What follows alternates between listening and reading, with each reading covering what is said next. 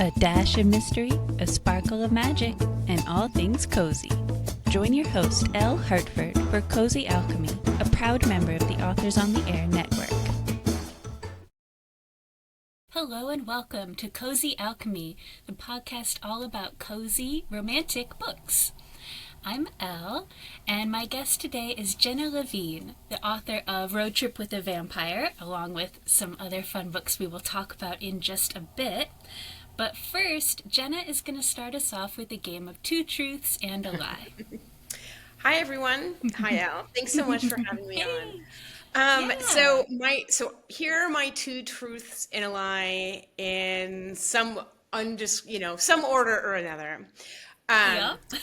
I have three cats. I have known my entire life that I wanted to be a published author. I have lived in three of the four states that begin with the letter I. Ooh, okay. That's a very good, I feel like, even misleading one to end on, because then immediately my mind goes, what states start with I? Indeed. It's a good distraction, a good distracting It is a tactic. good, yeah. One might even assume that I prepared for this. Right. That's brilliant. Oh boy. Okay. Three cats. Knowing you weren't going to be a published author, I could see how that's true. I am going to guess that the first one is the lie. Um, my cats have a lot Yeah. of issue with that. They're outraged that you think that their existence is a lie.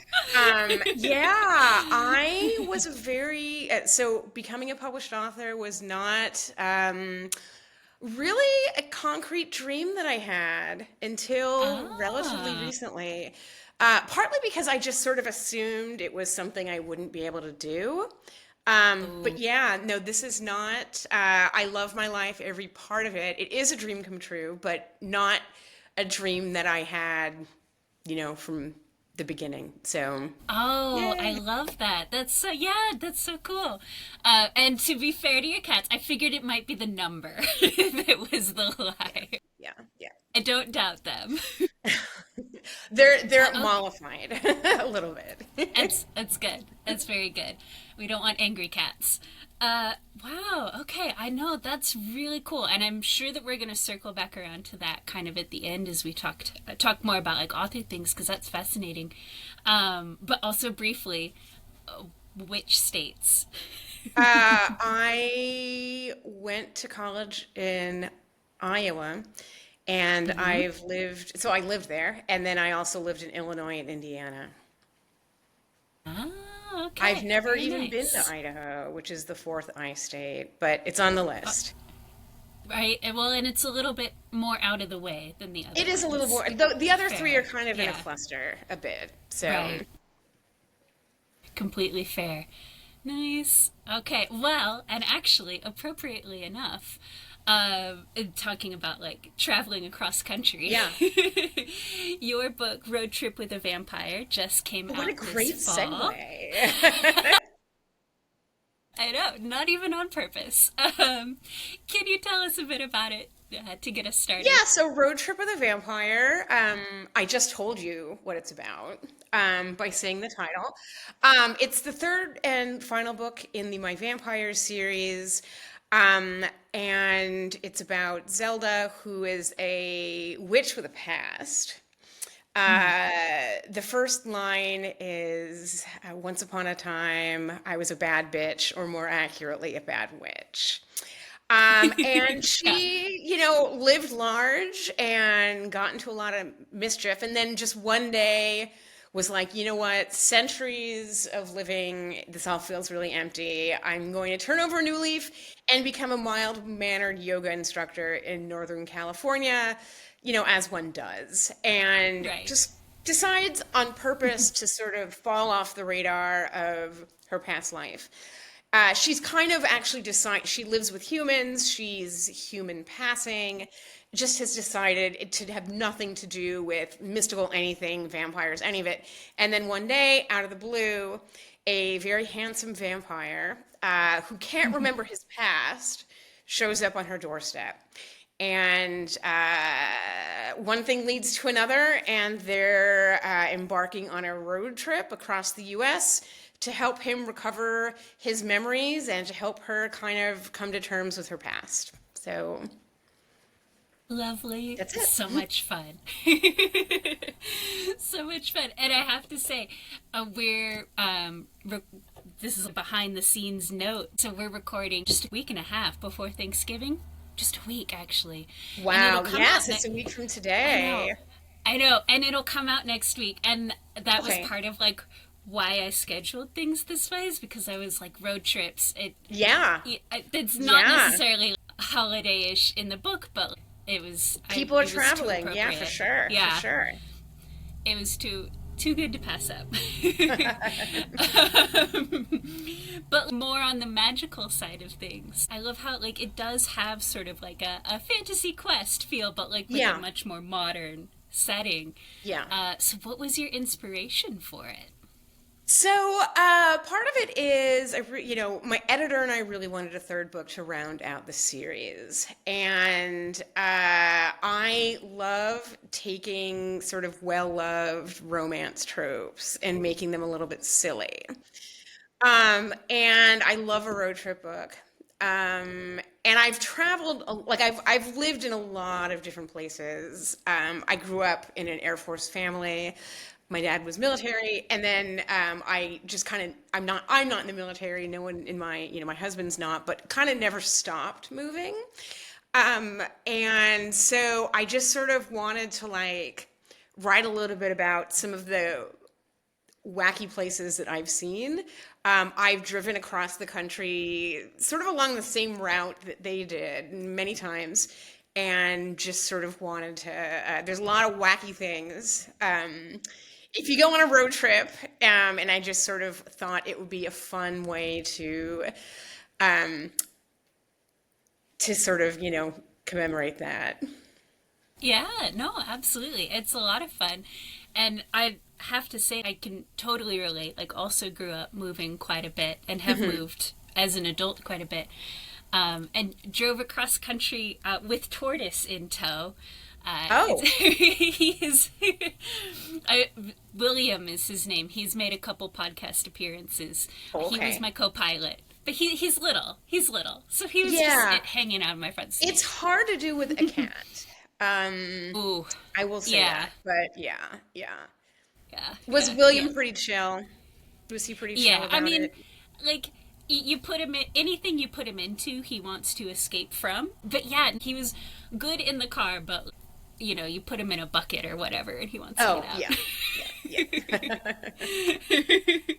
But that begs the question: were there any specific like road trip occurrences where you were like, I need to include this in the book? So this wasn't something that happened really on a road trip, but rather a vacation. There's this sort of surreal place that they visit early on in the book where there's a bunch of singing animatronic chickens. And that's actually inspired by a real place. So I live in Tennessee now, and a place that we've enjoyed visiting with our family is called Dollywood, which people Oh, have, I'm okay. sure, heard of. And there is, which is a wonderful place. Like if you're ever in the Smokies, it's just a great. And I'm not a huge amusement park person, but Dollywood is really special, I think. And there's a town called Pigeon Forge, which is right there. And there's this really Yeah. quirky restaurant that boasts the largest number of singing animatronic chickens in the world. And I went there a couple of years ago. This wasn't a road trip, it was just a family vacation. And I was like, I mean, I need to make a lot of changes. But this is just such a strange place and like fun, but ridiculous. And I was like, I can picture like a grumpy sunshine romance where like the sunshine character is like, hi, Grumpy, let's go here. And them having just like Right. diametrically opposed reactions to it. And so that was real-ish. I mean, there's Nice. differences. And then the other places are just sort of like they go to a crummy bowling alley. You know, I've just been to crummy bowling alleys, rest stops where, you know, somebody might be getting murdered by a vampire in the bathroom.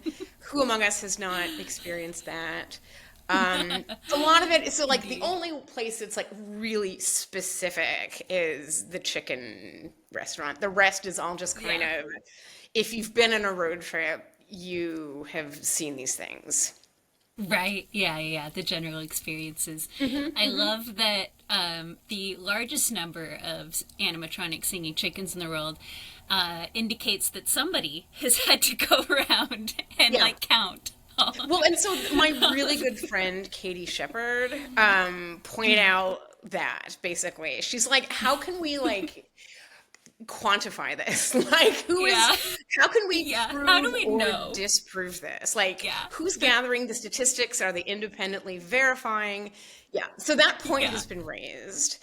But it just makes the Good. claim that it's the most that much better, I think. Like, It's it's fair. I'm not about It's to call fair. him a liar, you know? Yeah. Yeah.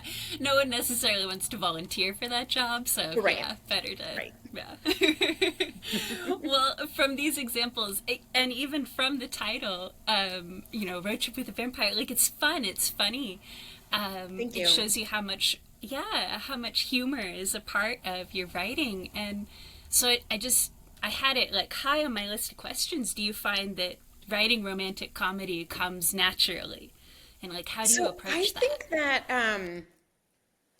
I find that like there's humor kind of in all the best love stories. Like falling in Mm. love, it's in a lot of ways it's like a comedy of errors. Like people act differently, there's misunderstandings. There's just sort of a lot about falling in love in general, but also like in fiction, where to the outside observer, it's just like kind of a kind of a hilarious process. And I think honestly, like I love swoony romance. I try to make my romances sweet and also swoony, but I also just I don't know that it comes naturally necessarily, but it might be my favorite part of it. Just sort of Okay. zeroing in on like what is funny about a situation.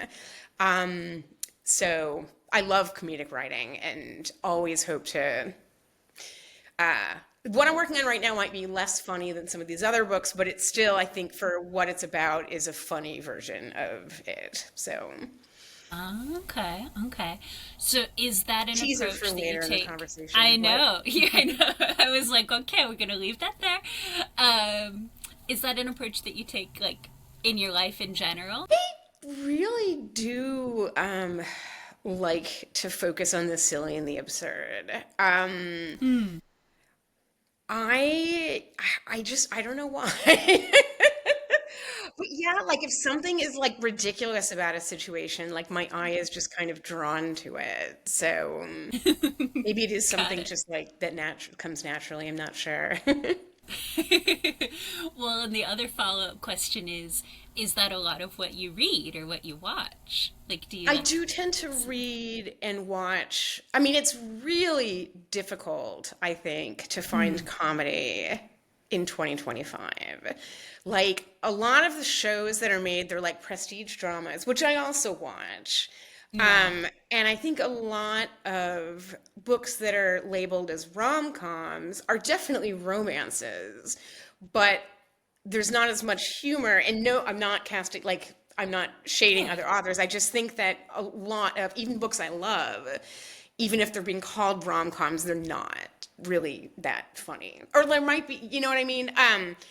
But Yeah. to the extent I can find comedy, I really do seek it out. And like if I hear a book is well written and funny, especially if it's a romance, that gets bumped really high up on my list of reads. Nice. Yeah. Nice. Okay. Because you've said that about romantic comedy Yeah. these days, that's one of my pet subjects is obviously cozy genres, right? Yeah. 'Cause cozy alchemy, and a lot of what we talk about is cozy fantasy and cozy Yeah. mystery because those are very Yeah. codified. When you come into romance, things get a little, like, you can say cozy romance, you got kind of Yeah. an idea of what's going on there. Yeah. But do you think romantic comedy is kind of being used as an indicator for that, or is it I think something that else? I think romantic comedy and is being used when things should be called cozy romance. I think so. Gotcha. Because I don't Okay. hear cozy romance that often. Right. I I do know. think that I mean, I don't want to get, and again, not casting any, like, I Yeah. love so much of what's being written in romances. I do think that some of the labeling on the part of publishers and marketers is getting a little Yeah. sloppy, fuzzy. Um, yeah, It's fair. Well, especially when things become a little bit more buzzword than anything else, without right? question. Especially with hashtags and, yeah, Yes, social yes, media. yes. That's how it goes. Hmm. Yeah. Yeah. Sorry, hadn't had that on the list to ask you, Oh, but yeah, it's we're always getting kind of kind on my of in the mind. weeds. Yeah, Yeah. a little bit. Mhm. No, no, no, no problem at all. It's interesting to hear your take on that, actually. Yeah, and again, I'm not saying these are books I don't want to read. They're just not what I think of as Yeah. comedy. Right, right. Yeah. It's interesting. Well, and because we are veering more into the romance Yeah. territory, um, how? How do you come up with two characters who are going to fall in love? Do you So plan it I out or does it just happen? so I tend to think of premise sort of before everything else, which is Mm-hmm. probably not how you're supposed to do this, and which is maybe why I struggle to know what I'm going to do with these characters once I get to the middle of it. Um, Ah, okay. so I'm sort of like, wow, that would be a fascinating premise. And then I'm like, okay, so who are two characters that would fall in love in this situation? What are they like? Mm. How do they sort of, and I want them to sort of be foils for one another and Mm-hmm. sort of complement each other. And I kind of sort of go from there. Ah, Yeah, and very then I sort of nice. flesh out who they are. Then I have to figure out what happens in the rest of the book, which I'm learning how to do that. That's the hard part. Yes, So it in this is. case, we started with Roadtrip, right? Hmm. And then the characters Yeah. kind of came in afterwards. Hmm. Nice. All right. I like that. We have cats, a visitor. You may hear her. I thought I could, and I'm glad it's not my cat. Okay. So, all right. So we have the premise of the road trip, but we also have like this element of reformation going on, right? Like you Yeah, said, like from the beginning. Yeah. And secrets from the past as well.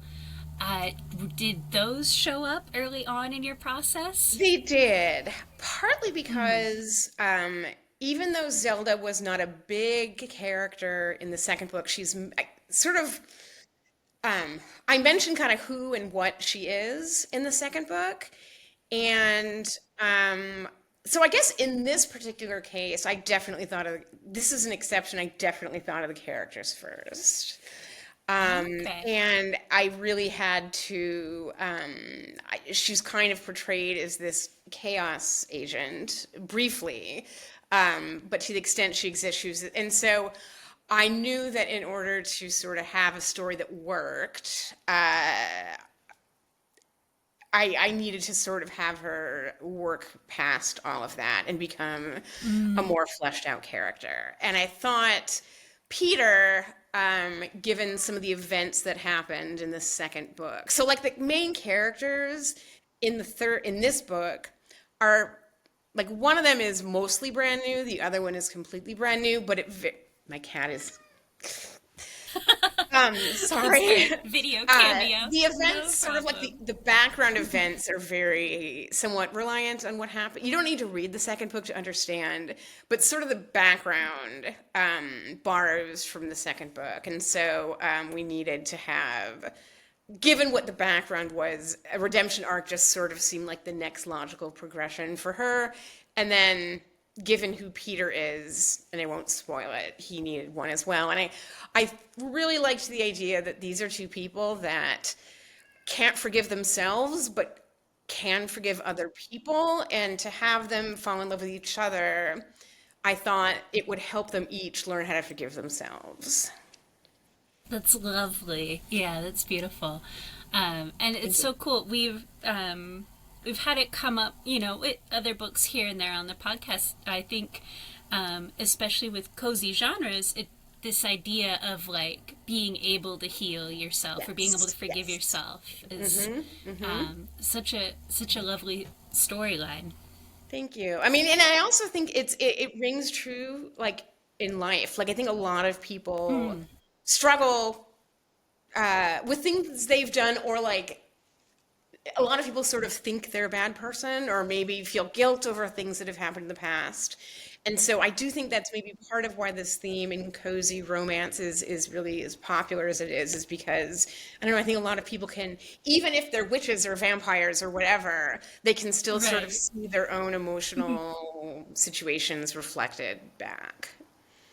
Absolutely. Yeah. Well, and I think sometimes that element of fantasy helps a little bit, Hmm. because it's like Hmm. it's you're reading it and it's not hitting too close to home because it's, Right. there's magic, but like These people it's, are literally immortal and they are centuries of years old, you know? right. It's kind of a sneaky way, Hmm. like get people Hmm. off their guard and then they find that they're relating to Hmm. it. That's very fun. Okay, so you said that this is the third book. It's the final book, you said, right up top. Okay, so do you have plans to keep writing in this world? So, this is sort of like a never say never kind of situation. I have no immediate plans to write. Like I have Okay. other ideas that I'm really excited to explore. But I'll never say yes, I am forever 1,000,000%, because like I don't know what direction my brain will necessarily go, for years down the road. But yeah, there's nothing currently in the works. Okay. Well, and because you bring up like, yeah, you don't know what direction you'll go. Uh, Right. Now, I think it's a good time now to kind of circle back around to what you were saying at the very Yes. beginning. Yeah. So, how did the author dream start? Where did it come from? I mean, I spent the majority of my adult life anyway, in a very different career, one that I still am part of. It's a smaller part of my life now, but it's not totally. And I, from a very early age, kind of learned, oh, we need security, right? We need a job, a career that and this was actually accurate. It is really unstable. Like, even the younger version of me was correct when she thought, wow, I don't know that I want something. Like, I just sort of dismissed it really early as, and like when I was really young, so like I'm older probably than most people on your podcast. Like, computers weren't super duper a thing until I was in high school. They were a thing, but you couldn't like save your work. And so like when I was Oh, a younger person, right? No, I am I'm not as old as them. But yeah. like you were using typewriters until I was in, Mhm. middle school, and then just like the ease of doing it wasn't so much there. But like also and I still am very risk averse. And so I wrote creatively dabbling on the side for a long time. I wrote fan fiction. That was a huge outlet for Nice. me for many years. And a couple things happened during the pandemic. My family and I relocated to a place where we didn't know a soul, for jobs Mhm. that they were dream jobs, whatever. And pandemic happened after we accepted them and after we committed to relocating. And Gotcha. I feel like that was a time where a lot of us were going through it. I was alone in the house, working from home, didn't know a soul. And I just sort of felt like this now or never moment. You know, a lot of people were making sourdough bread or like starting new crafting hobbies. And I was like, you know what? I sort of felt like I had reached a point in my life where if this was something I wanted, was gonna do, Mm. what better time to do it? And I happened to find an editor who loved some of the fan fiction that I wrote. And Oh, as I was putting nice. this book together, she reached out, which at the time, so this happened in 2021. This was before, like now you hear about people getting scooped up from indie publishing like all the time. People getting scooped up by fan fiction, like it's just a thing now. Hmm. It was like not, it had just started happening, but I was for sure sort of in the, before it was really widespread. And I was like, this is just an opportunity that I need to pursue. And, Yeah. you know, I do think that like, I don't know if I would have found the, I was writing the book. I probably would, I think I still would have gone forward with trying to get traditionally published. But it really does sort of feel like I don't believe in destiny or fate or that, but it really like there was something else in the universe that like right at the time where I was thinking I want to take this plunge, this editor reached out to me. Um, and yeah, no, and I don't regret actually, because some of the decisions I made when I was younger, being more careful, picking careers that could for sure it's given me a lot more flexibility now that I'm older and now that I want to pursue being an author full time. I Fair. don't regret not doing this when I was 25 or 30. But I do regret maybe waiting quite as long as I did. Mm. But I think sometimes we just need that extra. And now I'm just like having just a blast. This is sort of a dream I didn't really Good. realize I had coming true. So, That's so yeah. cool. That's Yeah. so cool. Yeah, it definitely happened right when it was meant to, right? That's so Yeah, that's neat. how I Yeah. feel. That's how I Yeah. feel. Yeah. And even though, as you say, like, we do hear more stories today of people being discovered, right? It's still Yeah, so and neat that your it's editor neat, came but to I also feel you. like it's less Yeah. inspiring. Like I tell my story, and somehow it's less inspiring to me, as opposed to people who are like, I experienced, you know, 200 rejections, but I just never gave up. And I have so much admiration for them. And that's not my story. And I sometimes I'm not eager to share it just because it doesn't feel as like inspirational as others, but Yeah. it's my story, and it was what gave me the courage to move forward. Yeah, well, certainly we all have our own path, right? Yeah, That's for yeah, sure.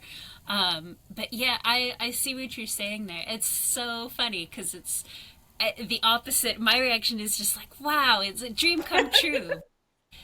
It just goes to show you there's, multiple interpretations of yes, I every guess. story. It's fair. Well, can you tell us where you're headed next or what you're working on? Absolutely. And in fact, I am up to my eyeballs in developmental edits for the next book I have that's coming out.